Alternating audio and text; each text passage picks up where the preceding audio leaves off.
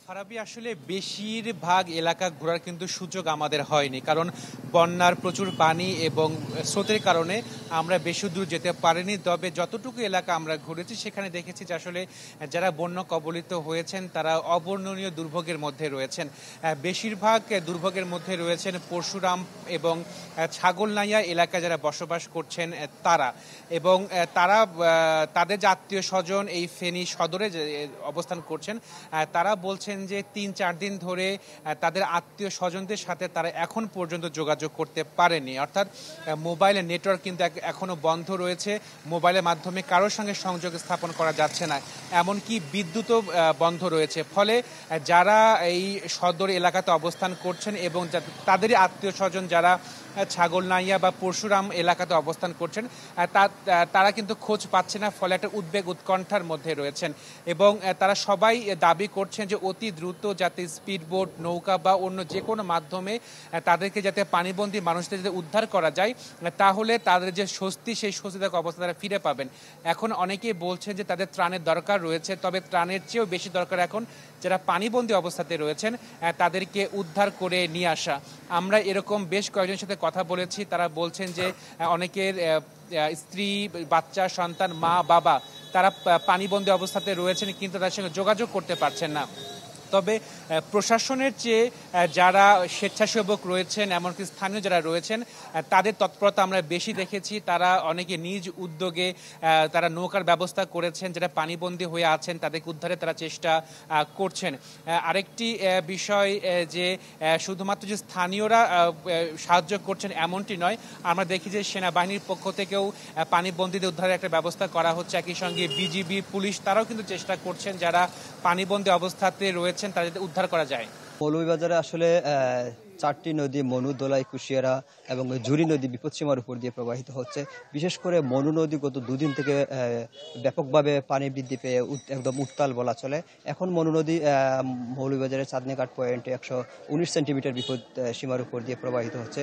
আমি আজকে এবং কালকে দুদিনে কুলাউড়া, রাজনগর এবং মৌলভীবাজার সদর উপজেলার বিভিন্ন জায়গা ঘুরেছি এবং দেখেছি যে এই যে নদী ভাঙনের ফলে বিভিন্ন এলাকা প্লাবিত হচ্ছে এবং খুব দ্রুত প্লাবিত হচ্ছে, যার ফলে কিছু কিছু মানুষ যে আসলে বাড়ি থেকে বের হয়ে আসবেন এই সুযোগটাও ছিল না। গ্রামের অনেকে বা স্বেচ্ছাসেবকরা গিয়ে তাদেরকে উদ্ধার করে নিয়ে এসেছে এবং তাদের যে বিভিন্ন আসবাবপত্র যেগুলো ছিল এগুলো অনেকেই আনতে পারেনি, এগুলো রেখে তারা এসেছেন। এবং অনেকে এই মুহূর্তে যে সমস্যাটার মধ্যে রয়েছেন, বিশেষ করে যে শুকনো খাবার, সেই শুকনো খাবারের অপ্রতুলতা রয়েছে এবং অনেকে বিভিন্ন আশ্রয় কেন্দ্রে নেওয়া হয়েছে। কিন্তু এই যে শুকনো খাবার বা যে ত্রাণ তৎপরতার বিষয়টি এখনো প্রশাসনের পক্ষ থেকে আসলে দেওয়া হয়নি। যদিও ইউএনও পর্যায়ে দেওয়া হয়েছে বলে জেলা প্রশাসক আমাদের জানিয়েছেন, কিন্তু বাস্তবিক করতে যারা আশ্রয় কেন্দ্রে রয়েছেন বা বিভিন্ন জায়গায় বানবাসী মানুষজন রয়েছেন তারা এ পর্যন্ত আসলে কোনো ধরনের খাবার বা আশ্রয় কেন্দ্র এখন পর্যন্ত পাননি। তবে এই মুহূর্তে আসলে একটা আশার খবর হচ্ছে যে মনু নদীর উপরের দিকের পানি ধীরে ধীরে কমছে, নিচের দিকে বাড়ছে। যদি উপরের দিকে বাড়তে থাকে নিচের দিকে এক পর্যায়ে হয়তো কমতে থাকবে এবং উজানের ঢল যদি না নামে হয়তো 1-2 দিনের মধ্যে মনু নদীর পানি কমে যাবে। ফ্যালকন অ্যালুমিনিয়াম, মরিচা পড়ে না ও স্ক্র্যাচ প্রুফ। আসলে মিরসরাই বেশ কয়েকটি এলাকায় আসলে ঘুরেছি। এখন আমরা আছি করের হাট 70 এলাকায়। আসলে এখানকার যে পরিস্থিতি এটা অনেকটা ভাষায় প্রকাশ করার মতো না, অনেকটা মানবেতর জীবন আসলে এখানে অতিবাহিত করছে। যত ভেতরে যাচ্ছি তত আসলে পানির আমরা দেখছি, আমরা অনেক ক্ষেত্রে ভেতরে যেতেও পাচ্ছি না। আমরা এই যে মূল সড়কে আছি, অনেকেই কিন্তু যারা এখন আপনি দেখতে পাচ্ছেন প্রত্যেকেই তাদের যতটুকু সামর্থ্য আছে, যা আছে সেই সামর্থ্যগুলো নিয়েই, সেই সম্বলটুকু নিয়েই তারা কিন্তু এখন বাড়ি থেকে ছেড়ে চলে আসছেন। এখানকার পরিস্থিতি এটা সকাল থেকে আসলে পরিস্থিতি খুব খারাপের দিকে এবং যত ভেতরে যাচ্ছে অনেকেই বলছেন যে তাদের আসলে এখানে অনেকেই আটকে রয়েছেন। আপনি হয়তো দেখবেন যে এখানে অনেককেই যারা উদ্ধার করে নিয়ে যাচ্ছেন, আপনারা দেখুন নৌকা করে অনেককে উদ্ধার করে নিয়ে যাচ্ছেন, যারা বয়স্ক আছেন তাদেরকে উদ্ধার করে নিয়ে যাচ্ছেন। তাদের আসলে এখানে পরিস্থিতি এমন যে আমি সবটুকুই আপনাকে হয়তো সেভাবে দেখাতে পারছি না, কিন্তু যেসব এলাকাগুলোতে খুবই মারাত্মক অবস্থা, সেখানে পানি নেই, বিশুদ্ধ পানি নেই, সেখানে খাবার নেই, সেখানে আসলে মানুষের যে যাতায়াত সেটি নেই, বিদ্যুৎ নেই, তাদের যে যোগাযোগ সেটি বিচ্ছিন্ন। তো তারপরও স্বেচ্ছাসেবীরা, তারা স্থানীয় যারা স্বেচ্ছাসেবীরা আছেন তারা ভেতরে গিয়ে গিয়ে তারা চেষ্টা করছেন যারা আটকে পড়ে আছেন তাদেরকে উদ্ধার করতে। এই উদ্ধার তৎপরতা আসলে তারা যেটি বলছেন সেটি আসলে খুবই অপ্রতুল, কারণ এই সকলের যেই সেবাটি সেটি আসলে খুব ভালোভাবে হয়তো সেভাবে হয়তো যেভাবে করা প্রয়োজন সেভাবে করতে পারছে। আপনি একটু দেখাই ফারাবি, দেখেন এই যে ট্রাকে করে করে তারা সবাই তাদের যে সামগ্রী নিয়ে তারা কিন্তু এখানে উদ্ধার করে নিয়ে যাচ্ছে, তাদেরকে রেস্কিউ করে তাদের একটি জায়গায় নিয়ে যাওয়া হচ্ছে ট্রাকে করে করে এরকম অজস্র ট্রাক। কিছুক্ষণ পরপরই তারা আসলে দেখে এখানে যে যতটুকু পারছে তারা আসলে যেটি বলছে এরকম অবস্থা তারা গত 20 থেকে 40 বা 50 বছরও কিন্তু তারা এরকম পানির অবস্থা দেখেনি, এই পরিস্থিতি তারা দেখেনি। আসলে কতজন নিখোঁজ আছে বা কি অবস্থা আছে সেটাও কিন্তু এখনো তারা আসলে বলতে পারছেন না। বিশেষ করে কিছু কিছু এলাকাতে পানি এমন অবস্থা হয়েছে যেটি হচ্ছে যে পরিস্থিতি হচ্ছে এরকম, এখন পর্যন্ত সুনির্দিষ্ট কোনো তথ্য আসলে আমাদের কাছে সেইভাবে আসছে না। প্রশাসনও ক্লিয়ারলি আমাদেরকে বলতে পারছে না কোন এলাকায় কত মানুষ এভাবে আটকে পড়ে এবং কাদের পরিস্থিতি আসলে কি। আমাদের আরেক সহকর্মী জাহিদ, তিনি কুমিল্লা থেকে যুক্ত হয়েছেন। জাহিদ, কি খবর জানলেন? আমরা ফেনী থেকে শুনছিলাম ফেনীর ছাগলনাইয়া, তারপরে আরও কয়েকটি উপজেলা, তারা মানে মারাত্মক খারাপ অবস্থা এবং তারা মানে চান যে তাদেরকে উদ্ধার করে নিয়ে আসুক, এইটাই আপাতত সবচেয়ে বড় চাওয়া।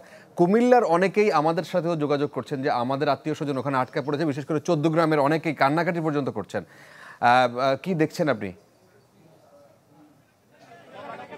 ফারাবি, আসলে কুমিল্লার যে চিত্রটা এটা কিন্তু আসলে বিগত আমরা খোঁজ নিয়ে যেটুকু জানতে পেরেছি 1997-98 সালের পরে কিন্তু এই ধরনের চিত্র আর দেখিনি। বিশেষ করে দেশের যে বড় দুর্যোগগুলোও হয়েছে ইতিমধ্যে, সেখানেও কিন্তু কুমিল্লায় পানির যে প্রবাহ এমনটা ছিল না। গত দুদিনের যে টানা বৃষ্টি এবং ভারত থেকে যে পানি আপনি দেখতে পাচ্ছেন, গোমতী নদীর পাড়ে আমরা অবস্থান করছি, সদর উপজেলার পালপাড়া এলাকায় পানি কিন্তু ধেয়ে আপনার বাংলাদেশে প্রবেশ করছে এবং এখানকার উভয় পাড়ের যারা মানুষ রয়েছেন তারা কিন্তু গতকালকে থেকেই বেশ শঙ্কা নিয়ে আপনার রাত পার করেছেন, যদিও তারা আসলে ঘুমোতে পারেননি। আমরা যেটুকু তাদের সাথে কথা বলে জানতে পেরেছি, কিছুক্ষণ আগে আমরা সদর উপজেলার পালপাড়া এলাকা এবং হচ্ছে কামারখাড়া বুড়িচং উপজেলা সেখানেও আমরা গিয়েছি এবং এছাড়াও আরো বেশ কয়েকটা এলাকা ঘুরে দেখেছি।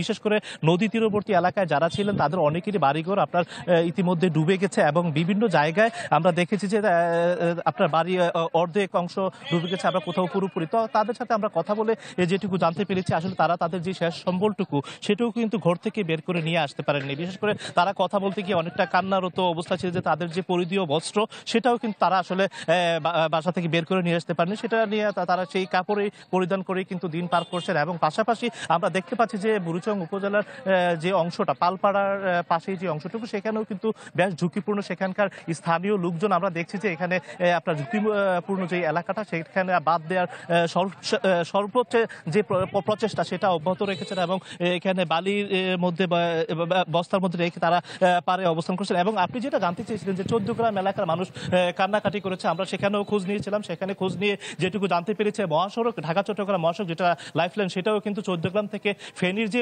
অংশটুকু সেটাও কিন্তু আপনার তলিয়ে গেছে এবং সেখানে হাঁটু পানি পর্যন্ত অবস্থান করছে এবং সেখানকার মানুষজন কিন্তু বের হয়ে আছে এবং স্থানীয় প্রশাসন দায়িত্বে যারা রয়েছেন তারা কিন্তু কাজ করছেন, পাশাপাশি বিজিবি সেনাবাহিনীর সদস্যরাও কিন্তু মাঠে রয়েছেন। আমরা জেলা প্রশাসনের কথা বলেছিলাম, তিনি আমাকে যেটুকু জানিয়েছেন যে কুমিল্লা জেলার নদী তীরবর্তী যে সকল এলাকা রয়েছে প্রত্যেকটা উপজেলা প্রত্যেকটা শিক্ষা প্রতিষ্ঠানকে ইতিমধ্যে আশ্রয়কেন্দ্র হিসেবে ঘোষণা করা হয়েছে এবং যারা যেখানে আটকা পড়েছে বা যাদের বাড়ি ডুবে গেছে তাদেরকে এসব আশ্রয়কেন্দ্রে স্থান দেওয়া হচ্ছে। কিছুক্ষণ আমরা তার মানে ঢাকা চট্টগ্রাম যে রাস্তাটা মহাসড়ক সেটিও কার্যত বন্ধ হয়ে গেছে। আমরা শুনছিলাম যে 20-30 কিলোমিটার জ্যাম রয়েছে, সুতরাং ঢাকা থেকে অনেকটাই মানে বন্ধ হয়ে গেছে চট্টগ্রামের রাস্তা। অনেক ধন্যবাদ আমাদের সহকর্মী জাহিদ, তিনি জানাচ্ছিলেন কুমিল্লার খবর।